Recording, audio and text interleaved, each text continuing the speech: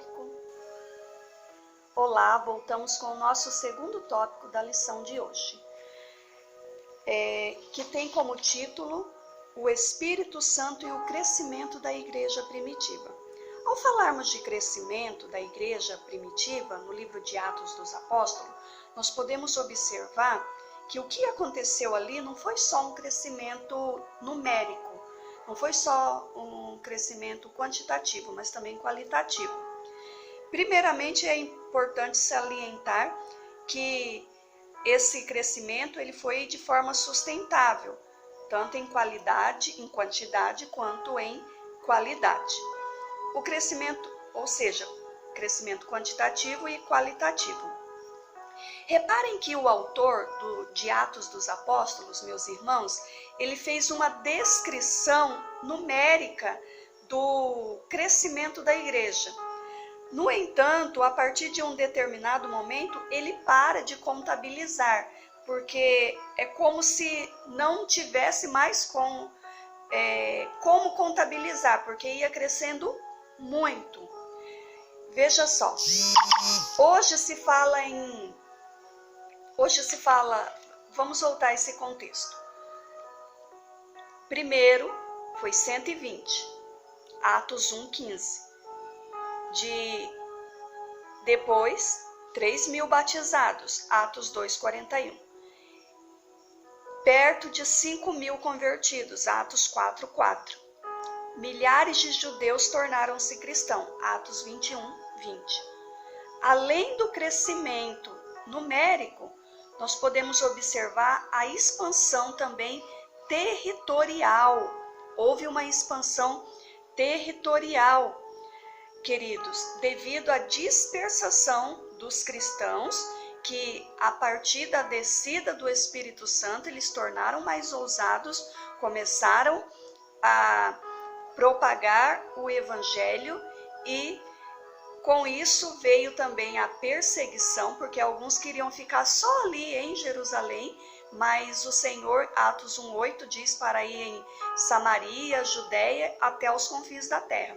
Então vem a perseguição e começa esse crescimento também para as outras região. Devido a essa dispersação de cristãos perseguidos, também percebe que ali uma quantidade de comprometimento dos cristãos dispostos a morrer pela fé, a morrer por Cristo.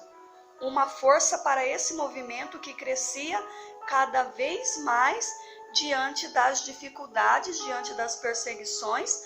Aqueles que iam se convertendo, eles estavam dispostos a morrer pela fé, morrer pelo Evangelho.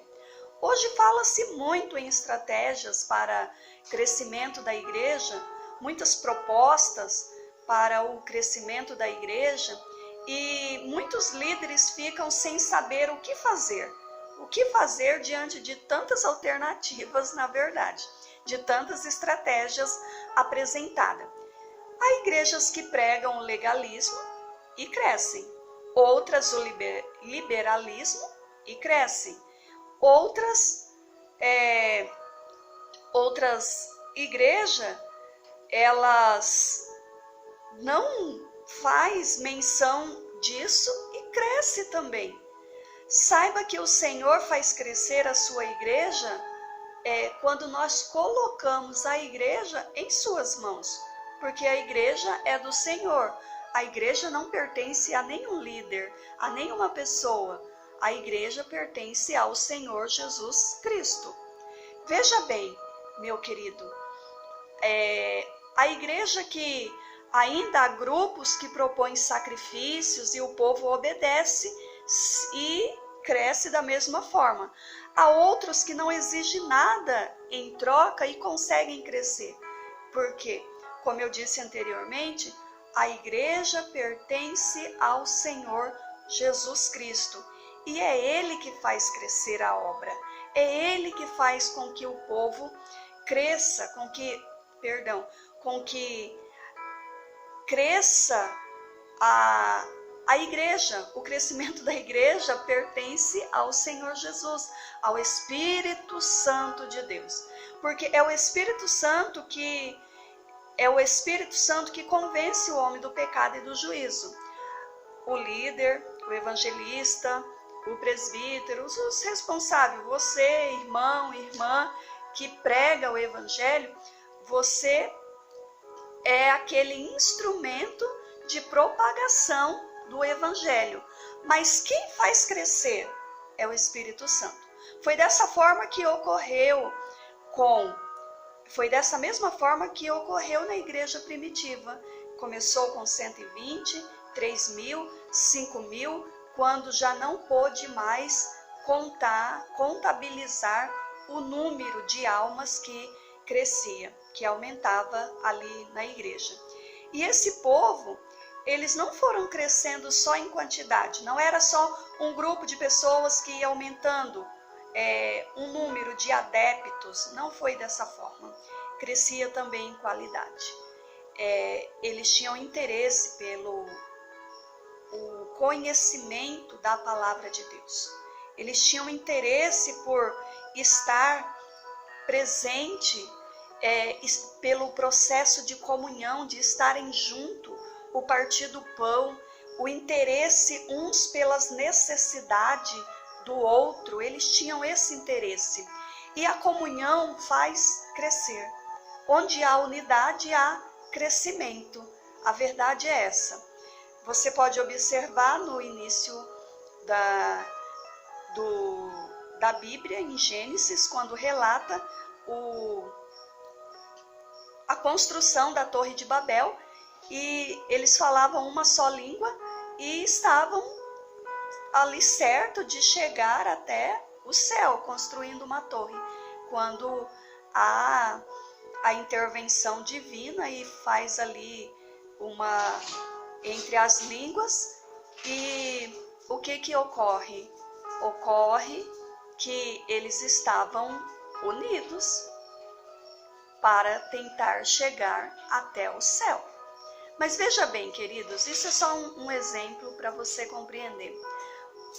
Diante de tantas estratégias apresentadas, diante de tantas propostas hoje para o crescimento da igreja, o que podemos aprender em Atos dos Apóstolos sobre o crescimento da igreja? Qual foi a principal estratégia do Espírito Santo na igreja primitiva que resultou num grande crescimento quantitativo e qualitativo? O que você acha disso?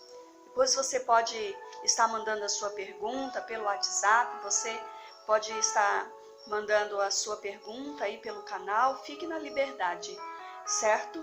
Mas nós queremos interagir com você nessa aplicação desta lição do nosso estudo bíblico. O Espírito Santo e o crescimento da igreja primitiva nesse segundo tópico. E a igreja da atualidade? E essa igreja será o que você acha que tem faltado para essa igreja da atualidade? Comparando com a igreja primitiva, com a igreja da atualidade, o que você acha que tem faltado para o crescimento dessa igreja? Tem faltado estratégia? Tem faltado, ou estratégias tem até demais, como eu já disse? Ou o que é que tem faltado? O que você acha disso? Depois você compartilhe, depois você fale, mande a sua dúvida ou a sua sugestão ou contribuição para que nós possamos estar assim interagindo. Porque é necessário nós refletirmos a respeito deste livro com o contexto atual, até porque a Bíblia, ela não deixou de ser a verdade.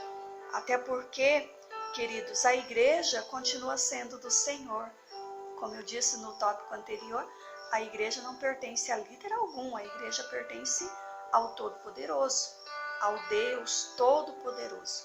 Por isso, eu quero que você reflita a respeito do Espírito Santo e o crescimento da igreja. Esse crescimento hoje, ele tem sido só qualitativo ou tem sido só quantitativo? O que alguns líderes têm interesse hoje é só em número ou também em qualidade, eu gostaria de ter a sua participação também em relação a isso. Porque o autor de Atos dos Apóstolos, ele deixa bem evidente para nós, na leitura, que a igreja ela crescia das duas formas. Ela crescia tanto em número quanto em qualidade. E o nosso Deus, ele requer só número? Ele requer só qualidade? Vamos refletir a respeito disso e que o Senhor vos abençoe. Nós vamos parando por aqui nesse segundo tópico e voltamos com o nosso terceiro tópico em seguida.